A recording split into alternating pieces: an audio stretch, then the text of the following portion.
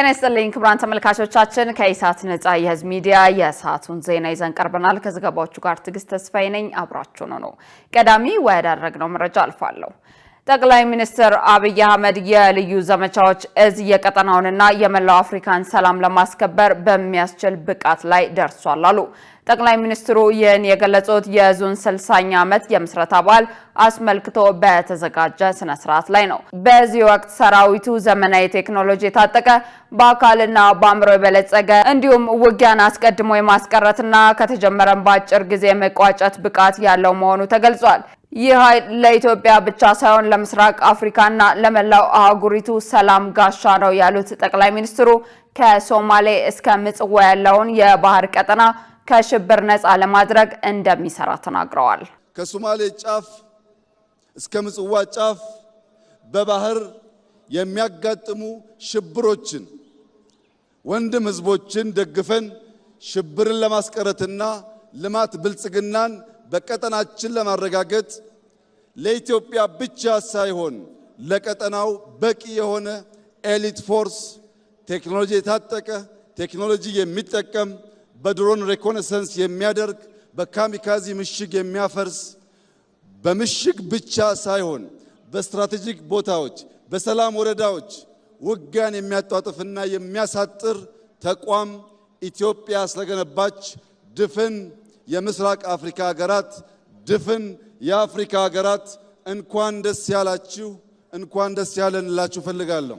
ቀይ ቦኔት የለበሱት የአየር ወለድ አባላት የኢትዮጵያ ልዩ ስጦታዎች መሆናቸውና ቀደምት ጀግኖች ዓለም አቀፍ ስምሪቶች ያስመዘገቡትን ደማቅ ታሪክ ለመድገም ዝግጁ መሆናቸውን አረጋግጠዋል። ቀይ ቦኔት የለበሱ ከአየር ተምዘግዝገው የሚወርዱ ባለ ሁለት ክንፍ ልዩ ተምዘግዛጊ አየር ወለዶች በአንደኛው ክንፍ ዓላማ በሌላኛው ክንፍ ዲሲፕሊን አንግበው ከአየር የሚወርዱ ውጊያ የሚያስቀሩ ውጊያ የሚጨርሱ የአፍሪካ የነጻነት ቀንዲል የሆነውን አረንጓዴ ቢጫ ቀይ ሰንደቃችንን በድል የሚያውለበልቡ ጀግኖች ስለሆኑ የሚገባቸውን ክብር እንደ ሀገር በጋራ እንድሰጣቸው በታላቅ ትህትና እጠይቃለሁ። የሰራዊቱ ተልዕኮ ኢትዮጵያን መጠበቅና ማጽናት ብቻ ሳይሆን ራዕይ ያለውና ለትውልድ የሚሻገር ጠንካራ ተቋም መፍጠር መሆኑን ጠቅላይ ሚኒስትር አብይ አህመድ ተናግረዋል።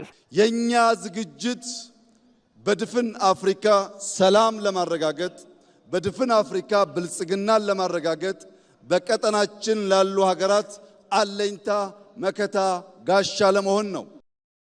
በሌላ ዜና በግብርና ዘርፍ የገጸ ምድርና የከርሰ ምድር ውሃ ሀብቶች ለመስኖ ልማት የመዋሉ ስራ ዋነኛ ነው ሲሉ ጠቅላይ ሚኒስትር አብይ አህመድ ገለጹ። ጠቅላይ ሚኒስትር አብይ አህመድ በማህበራዊ ትስስር ገጻቸው ባስተላለፉት መልእክት ከዚህ ቀደም ጥቅም ሳይሰጡ የቆዩ በርካታ ቦታዎች አሁን ላይ መስኖ ወደ ግብርና ልማት ማዕከልነት እየተቀየሩ ነው ብለዋል። የብላቴ ወንዝ የሚገኝበት አካባቢ ደግሞ ለዚህ ተጠቃሽ አብነት መሆኑን በመልእክታቸው አስፍረዋል። ጠቅላይ ሚኒስትሩ አክለውም በአካባቢው የግል ባለሀብቶችን በማሳተፍ ሰፋፊ የፍራፍሬ ልማቶች እየተከናወኑ ይገኛል። ይህም የምግብ ሉዓላዊነትን ለማረጋገጥ የሚደረገውን ጥረት በእጅጉ የሚያግዝ ነው ብለዋል።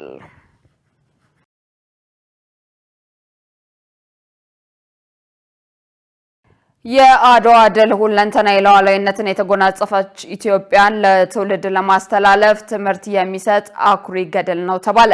የአዲስ አበባ ወጣቶችና ስፖርት ቢሮ 130ኛውን የአድዋ ድል ምክንያት በማድረግ የአድዋ አደራ አንድነት ሉዓላዊነትና ማንሰራራት በሚል መሪ ሀሳብ ማህበረሰብ አቀፍ የአካል ብቃት እንቅስቃሴ አካሂዷል። በዚህም በአድዋ ድል መታሰቢያ በተካሄደው ሁነት ላይ የአዲስ አበባ ከተማ ከንቲባ አዳነች አቤቤ፣ የመከላከያ ሚኒስትር ኢንጂነር አይሻ መሐመድ፣ የባህልና ስፖርት ሚኒስትር ሸዊት ሻንካን ጨምሮ ተጋባዥ እንግዶች ተገኝተዋል። በዚህ ወቅት ከንቲባ አዳነች አቤቤ የአድዋ ድል የቅድመ አያቶች አብሮነት፣ አንድነትና አይበገሬነት ተሰናስለው ያስገኙት የጥንካሬና የጽናት ውጤት ነው ብለዋል።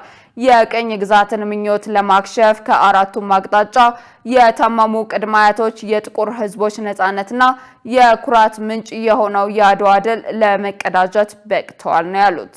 የአድዋ ድል ኢትዮጵያዊነት በሀገራቸው ሉዓላዊነት አንድነት ላይ የሚቃጣውን ችግር የሚቀለብሱ የማይበገሩ ሕዝቦች መሆናቸውን ትምህርት ሰጥቶ ያለፈ አኩሪ ታሪክ መሆኑን ገልጸዋል።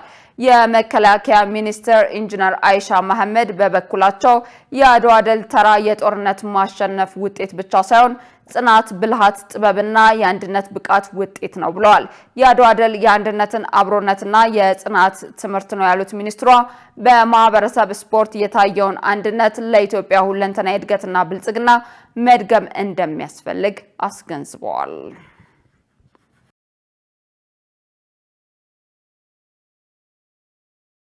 የኢትዮጵያ የልማት ጥረት ለቀጠናው ሀገራት የጋራ እድገት እንደሚያመጣ ምሁራን ገለጹ። የኢትዮጵያ የውጭ ግንኙነት ፖሊሲ በተለይም ለጎረቤት ሀገራት ቅድሚያ የሚሰጥ የጋራ ልማትና ተጠቃሚነትን መሰረት ያደረገ ነው። በዚህም መሰረት ኢትዮጵያ በሰላም ማስከበር፣ ሽብርተኛን መከላከል እንዲሁም የኤሌክትሪክ ኃይልን ጨምሮ በሌሎች መሰረተ ልማቶች የጋራ ትስስር በመፍጠር ጠንካራ አህጉራዊ መሰረት እንዲኖር በመስራት ላይ ትገኛለች ሲሉ የወቻሞ ዩኒቨርሲቲ ምሁራን ገልጸዋል። በዚህም በአህጉሩ ሁለንተናዊ ልማትና የጋራ ተጠቃሚነትን ለማረጋገጥ በሚደረገው ጥረት የኢትዮጵያን ሚና በተመለከተ ኢዜአ ያነጋገራቸው በዩኒቨርሲቲው በሰላምና ደህንነት ትምህርት ክፍል መምህር ተመራማሪ ተመስገን ቶማስ በአፍሪካ በሁሉም ረገድ የኢትዮጵያ የመሪነት ሚና ይበልጥ እየተጠናከረ መጥቷል ብለዋል። በቀጠናው የልማት ትስስር፣ በኃይል ልማት፣ የጋራ ተጠቃሚነት ተጨባጭ ውጤት የተገኘባቸው ተግባራት መከናወናቸውን አንስተው በዚህም ለአጀንዳ 2063 ግብ መሳካት የመሪነት ሚናዋን እየተወጣች መሆኑን አስረድተዋል።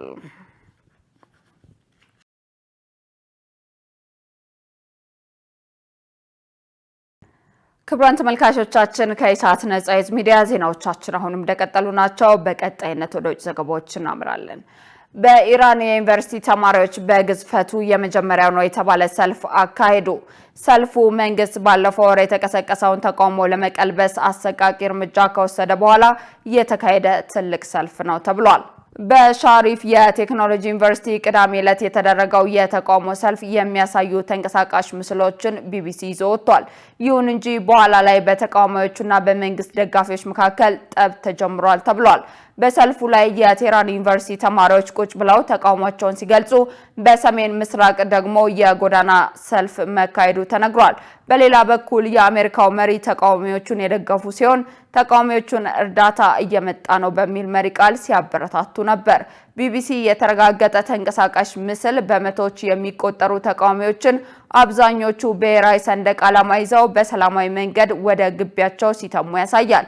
ሰልፈኞቹ ወደ ዋናው የእምነት መሪ የአያቶላ አሊ ኻሜኒ ምስል በመጠቆም ሞት ላምባገነኑ የሚሉ እና ሌሎች ጸረ መንግስት መፈክሮችን እያሰሙ ነበር። ባለፈው ወር በኑሮ ውድነት ምክንያት ተቃውሞ የተቀሰቀሰ ሲሆን ከ1929 እስላማዊ አብዮት በኋላ ትልቁ ተቃውሞ ሆኗል። በእስካሁኑ ህዝባዊ ተቃውሞ ህጻናትን ጨምሮ ከ6000 ሰዎች በላይ መገደላቸውን የመብት ተሟጋች ቡድኖች አስታውቀዋል ሲል የዘገበው ቢቢሲ ነው።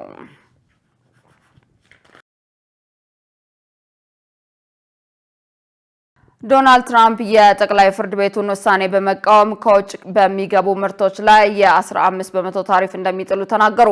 በሌላ ዜና ፕሬዝዳንት ትራምፕ አርብ ዕለት የጣሏቸውን ታሪፎች ወደ አሜሪካ በሚገቡ ማንኛውም ምርቶች ላይ በ10 በመቶ ቀረጥ እንደሚተኩ ተናግረው ነበር። ነገር ግን ቅዳሜ ዕለት የፈጽመው ጥቅም ላይ ያልዋለ የሀገሪቱን የንግድ ሕግ በሚፈቅደው መሰረት በከፍተኛ መጠን ታሪፍ እንደሚጨምር በትሩዝ ሶሻል ገጻቸው ላይ አስታውቀዋል። ይህ ሕግ እነዚህን አዳዲስ ታሪፎች አስተዳደሩ የኮንግረሱን ይሁንታ ሳይጠይቅ ለ5 ወራት ያህል በስራ ላይ ማቆየት ያስችለዋል። የ10 በመቶ ታሪፍ ከማክሰኞ የካቲት 24 2026 ጀምሮ ተግባራዊ እንዲሆን ተወስኗል። አሁን የተጨመረው የ10 በመቶ ታክስ ከመቼ ጀምሮ ተግባራዊ እንደሚሆን ግን ግልጽ አልተደረገም።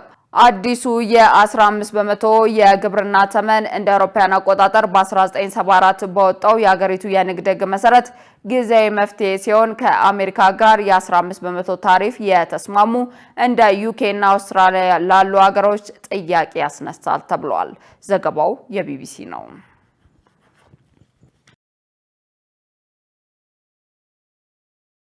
ክቡራን ተመልካቾቻችን ከኢሳት ነጻ የህዝብ ሚዲያ ለሰዓቱ ያዝናቸው ዘገባዎች በዚህ ተጠናቀዋል። ከዘገባዎቹ ጋር ትዕግስት ተስፋ አብሬያችሁ ቆየው። መልካም ጊዜ ነው።